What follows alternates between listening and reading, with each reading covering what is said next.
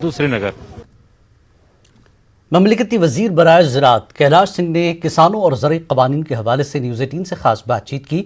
उन्होंने कहा कि सुप्रीम कोर्ट का फैसला हमारी मंशा के खिलाफ हुआ है, फिर भी इस फैसले का हम एहतराम करते हैं।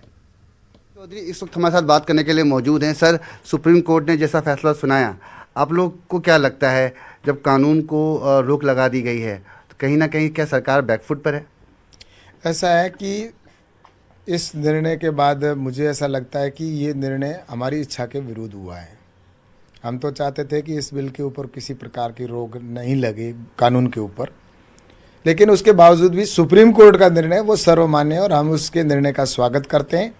और जो निष्पक्ष कमेटी बनाई है उस कमेटी के सामने किसान यूनियन के नेता और जो एक्सपर्टीज है वो अपना विषय रखेंगे, तो वो रिपोर्ट जब सुप्रीम कोर्ट के अंदर पेश होगी तो उसके बाद में जो सुप्रीम कोर्ट का निर्णय होगा वो सबको मानना चाहिए, ऐसा मेरा कहना है। तो कमेटी के सदस्यों को लेके भी काफ़ी नाराज़गी लोग दिखा रहे हैं, किसान जथेबंदी दिखा रहे हैं, उस पर क्या कहना है आपको? कहीं ना कहीं विरोधाभास हुआ है?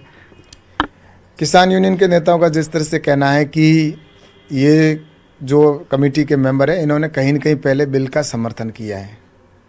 इस बिल का प्रारंभ में तो सबने समर्थन किया था, स्वागत किया था, और जिसमें राकेश जी टिकैत जो इनके प्रवक्ता है यूनियन के, उन्होंने भी स्वागत किया था और उन्होंने ये कहा था कि मेरे पिताजी स्वर्गीय राकेश महेंद्र सिंह जी टिकैत को 27 साल बाद में उनकी आत्मा को शांति मिली है कि ये बिल नरेंद्र मोदी जी ने पास करके और उनके सपने को साकार किया है।